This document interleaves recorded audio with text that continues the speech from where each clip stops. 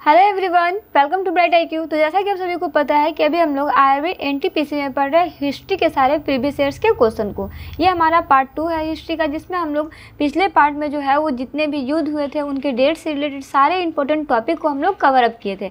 आज की वीडियो में हम लोग उसी को कंटिन्यू करते हुए आए कि और 15 क्वेश्चन को सॉल्व करने वाले हैं। चलिए बिना लेट के हम लोग आते हैं फर्स्ट क्वेश्चन पे, जो है आपका the Vallabhi university was setup by which ruler, यानी बल्लभी विश्वविद्यालय की स्थापना किस शासक द्वारा की गई थी। तो जी हाँ, अगर हम लोग बल्लभी यूनिवर्सिटी की बात करते हैं तो बल्लभी यूनिवर्सिटी की स्थापना जो है वो आपका वाटार्क के द्वारा जो है वो की गई थी। चलिए अगर वाटार्क के बारे में हम लोग डिटेल्स में बात करते हैं तो याद रखिए कि वाटार्क the king of the Maitraka empire, यानी मैत्रक साम्राज्य के राजा जो थे वो आपके वाटाकर थे। उन्होंने बल्लभी विश्वविद्यालय की स्थापना जो है वो की थी।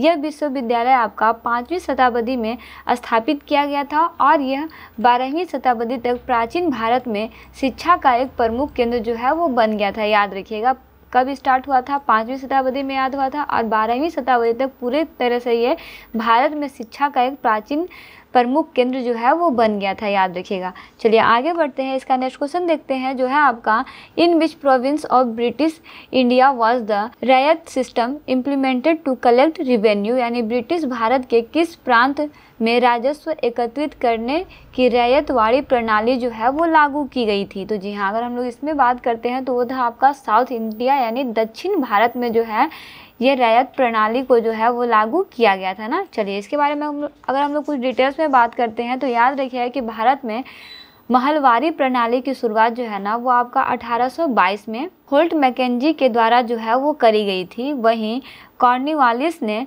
1793 में अस्थाई बंदोबस्त अधिनियम के जरिए जो है वो जमींदारी प्रणाली की शुरुआत जो है वो की थी। वहीं रैयतवाड़ी की बात करते हैं तो रैयतवाड़ी प्रणाली की शुरुआत जो है वो आपका 1820 में मद्रास के governor general sir Thomas Munro ने किया था। याद रखिएगा ये तीनों डेट जो है ना वो आपका बहुत बार एग्जाम में रिपीट हुआ है और ये तीनों जो है वो आपके एग्जाम पॉइंट ऑफ व्यू से बहुत ही ज़्यादा इंपॉर्टेंट हो सकते हैं। तो इस टॉपिक को बिल्कुल भी मिस मत कीजिएगा। इस टॉपिक से आपका बहुत सारा क्वेश्चन जो है वो आए के एग्ज़ाम में बन सकता है, चाहे वो आप IRB का किसी भी एग्ज़ाम को लिखने वाले हैं ना। चलिए आगे बढ़ते हैं, इसका नेक्स्ट क्वेश्चन देखते हैं, जो है आपका कि which act allowed the British government to increase political activity and detain political prisoner without trial for 2 years, यानी किस अधिनियम ने ब्रिटिश सरकार को राजनीतिक गतिविधियों को बढ़ाने और 2 साल तक बिना किसी मुकदमे के राजनीतिक बंदियों को हिरासत में रखने की अनुमति दी। बताइए। तो जी हाँ, अगर हम लोग इसकी बात करते हैं तो इसमें याद रखिएगा कि वो है आपका रॉलेट एक्ट। रॉलेट एक्ट के तहत जो है वो ऐसा किया गया था ना। चलिए आगे बढ़ते हैं, इसका नेक्स्ट क्वेश्चन देखते हैं। इसका नेक्स्ट क्वेश्चन है आपके पास कि हड़प्पा के लोगों की सामाजिक पद्धति थी कैसी थी। बताइए। The social system of the Harappa people was. तो जी हाँ, अगर हम लोग हड़प्पा सभ्यता की बात करते हैं तो हड़प्पा सभ्यता के बीच जितने भी लोग थे ना सभी में एक तरह का समानता जो है वो देखने को मिलता है, यानी उन लोगों का सामाजिक पद्धति जो था ना वो आपका उच्च समतावादी था ना, इसलिए इसका ऑप्शन ए जो है करेक्ट आंसर हो जाएगा। चलिए आगे बढ़ते हैं, इसका नेक्स्ट क्वेश्चन देखते हैं। इसका नेक्स्ट क्वेश्चन है आपके पास कि after the battle of dash in 1757 the British achieved political power in India, यानी 1757 में डैश के युद्ध के बाद अंग्रेजों ने भारत में राजनीतिक सत्ता जो है वो प्राप्त कर ली। बताइए किसके बाद। तो जी हाँ, अगर इसमें हम लोग देखते हैं तो याद रखिएगा कि वो आपका युद्ध जो था वो आपका था प्लासी के युद्ध के बाद ना अंग्रेजों ने भारत में राजनीतिक सत्ता जो है वो प्राप्त कर ली थी, यानी ऑप्शन सी जो है इसका करेक्ट आंसर हो जाएगा। चलिए आगे बढ़ते हैं, इसका नेक्स्ट क्वेश्चन देखते हैं, जो है आपका द स्वदेशी movement started in India during dash, यानी भारत में स्वदेशी आंदोलन की शुरुआत डैश के दौरान हुई थी। बताइए किस दौरान हुई थी। तो जी हाँ, अगर हम लोग स्वदेशी आंदोलन की बात करते हैं तो इसमें हम लोग डिटेल्स में बात करते हैं।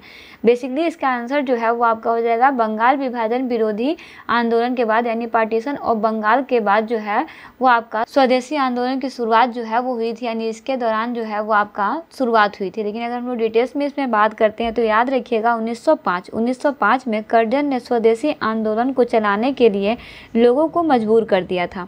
इस टाइम पे क्या था ना कि पार्टीशन ऑफ बंगाल को जो है वो अनाउंस किया गया था। कब किया गया था? 1905 में किया गया था, याद रखिएगा। वहीं इसे अनाउंस करने के बाद ही स्वदेशी आंदोलन को 1905 से लेकर 1911 तक जो है वो चलाया गया था, याद रखिएगा। ये आपका स्वदेशी आंदोलन कब शुरू हुआ था? 1905 में शुरू हुआ था। किसके द्वारा हुआ था? कर्जन के द्वारा हुआ था। कब तक चला था? तो 1911 तक चला था। देखिए इसमें अगर 1905 से लेकर 1911 में जो है ना बहुत सारे आंदोलन जो है वो किए गए थे। इसको हम लोग डिटेल्स में पढ़ते हैं। 1905 की बात करते हैं तो 1905 में आपका स्वदेशी आंदोलन प्रारंभ हुआ। 1906 में जो है वो आपका मुस्लिम लीग की स्थापना करी गई। वहीं 1907 में जो है वो आपका सूरत स्प्लिट को जो है वो देखा गया और 1909 में जो है वो आपका मोर्ले मिंटो रिफॉर्म जो है वो किया गया था, जिसके अंदर जो है वो पहली बार मुस्लिमों के लिए सेपरेट इलेक्टोरेट जो है वो इंट्रोड्यूस किया गया और इसके बाद जो है वो आपका मिंटो को फादर ऑफ सेपरेट इलेक्टोरेट जो है वो कहा गया। याद रखिएगा किसे फादर ऑफ सेपरेट इलेक्टोरेट कहा गया? तो वो था आपका मिंटो को कहा गया ना। और अगर हम लोग बात करते हैं लास्ट 1911 की, तो 1911 में जो है ना वो आपका दिल्ली दरबार देखने को मिलता है। याद रखिएगा 1911 में क्या है? तो 1911 में जो है वो आपका दिल्ली दरबार जो है वो देखने को मिलता है। इसमें भी आपका क्या है ना कि दिल्ली दरबार में पार्टीशन ऑफ बंगाल को कैंसिल कर दिया जाता है। याद रखिएगा दिल्ली दरबार में क्या होता है कि पार्टीशन ऑफ बंगाल जो है वो कैंसिल हो जाता है और दिल्ली को भारत की राजधानी जो है वो बना दिया जाता है। इतना भी मैं आपको यहाँ पे आंदोलन बताई हूँ, सारा आंदोलन से आपका क्वेश्चन जो है वो आगे के एग्जाम पॉइंट ऑफ व्यू से बहुत ज़्यादा इंपॉर्टेंट है। तो सारे टॉपिक को जो मैं आपको बताई हूँ, सारे टॉपिक को आप अच्छे से याद कीजिएगा, उसे राइट डाउन कर लीजिएगा। जब मैं आपको पीडीएफ दूंगी ना तो पीडीएफ में जितने भी टॉपिक मैं आपको बता रही हूँ सारा पीडीएफ में लिखा हुआ मिलेगा, जिससे आप अच्छे से स्टडी कर सकते हैं वीडियो के बाद। चलिए आगे बढ़ते हैं। इसका नेक्स्ट क्वेश्चन देखते हैं जो है आपका, भारत में 5वीं शताब्दी के प्राचीन विश्वविद्यालय की स्थापना कहाँ की गई थी? या where was the ancient university of 15th century established in India? तो जी हाँ, अगर हम लोग इसकी बात करते हैं तो याद रखिएगा कि ये आपका जो है ना वो नालंदा में जो है वो करी गई थी। इस यूनिवर्सिटी की स्थापना जो है वो कुमार गुप्ता के द्वारा करी गई थी, ये भी इसमें याद रखिएगा। चलिए आगे बढ़ते हैं। इसका नेक्स्ट क्वेश्चन देखते हैं जो है आपका,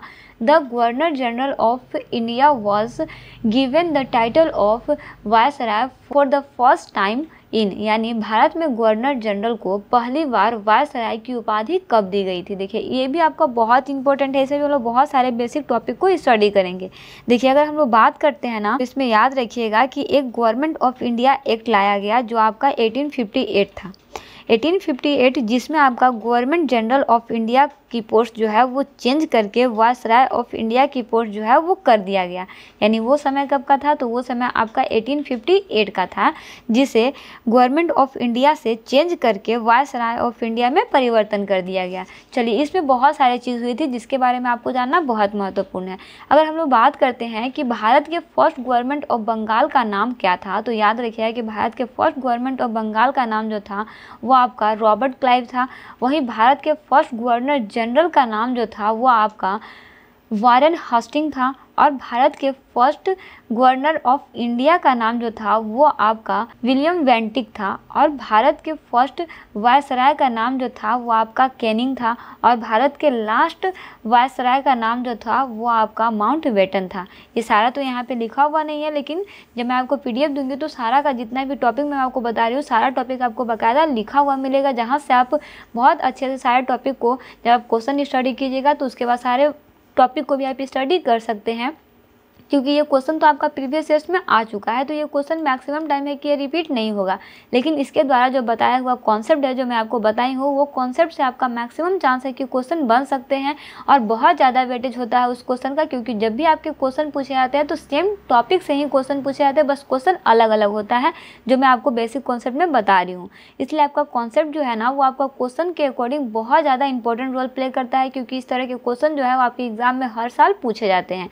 चलिए आगे बढ़ते हैं। इसका नेक्स्ट क्वेश्चन देखते हैं जो है आपका, which of the following event did not occurs in 1990, यानी निम्नलिखित में से कौन सी घटना जो है वो 1919 में नहीं घटी थी?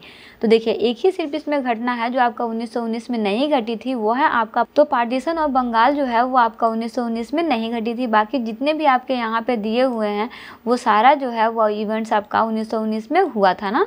चलिए आगे बढ़ते हैं। इसका नेक्स्ट क्वेश्चन देखते हैं जो है आपका, कि Amar Sonar Bangla the national anthem of Bangladesh was composed by, यानी अमर सोनार बांग्ला बांग्लादेश का राष्ट्रीय गान डैश के द्वारा रचा गया था। यानी अमर सोनार बांग्ला जो है ये आपका बांग्लादेश का एक राष्ट्रीय गान है जो किनके द्वारा लिखा गया? तो जी हाँ, ये आपका रविंद्रनाथ टैगोर के द्वारा जो है वो कंपोज किया गया है, यानी लिखा गया, रचा गया है ना।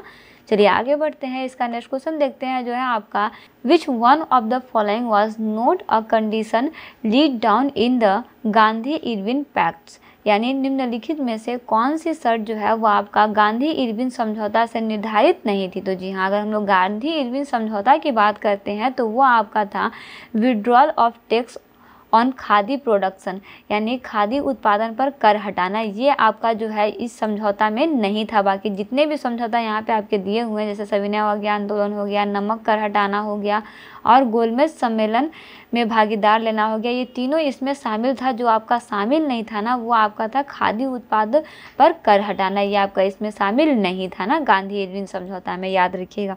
देखिए इसमें अगर हम लोग बात करते हैं तो इसमें आप याद रखिएगा कि गांधी इरविन समझौता जो है ना, ये आपका गांधी और इरविन वायसराय के बीच में जो है वो हुआ था 1931 में, आप याद रखिएगा वो डेट ना। चलिए आगे बढ़ते हैं, इसका नेक्स्ट क्वेश्चन देखते हैं जो है आपका, India of dreams book in the collection of whose speeches and notes, यानी इंडिया ऑफ माई ड्रीम्स पुस्तक किसके भाषणों एवं टिप्पणियों का संग्रह है। तो जी हाँ, इसमें अगर हम लोग बात करते हैं तो याद रखिए कि ये आपका जो है ना महात्मा गांधी का टिप्पणी एवं संग्रह है ना, यानी ऑप्शन सी जो है इसका करेक्ट आंसर हो जाएगा।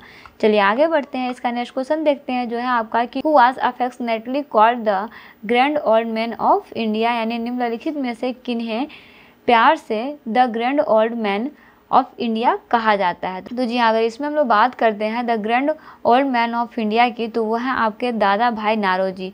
दादा भाई नारोजी को जो है ना वो आपका the grand old man of India के नाम से जाना जाता है।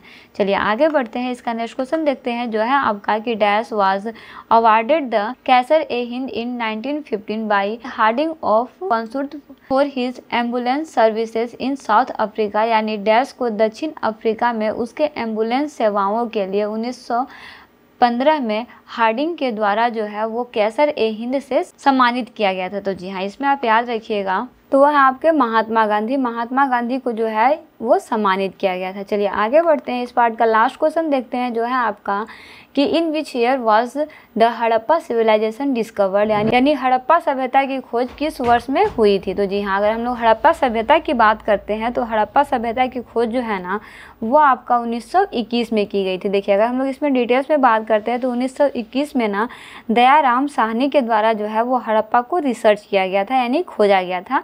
ये आपका टॉपिक जो है वो आपका एग्जाम पॉइंट ऑफ व्यू से बहुत ही इंपॉर्टेंट है। इसमें हम लोग डिटेल्स में स्टडी करेंगे, but in the next video.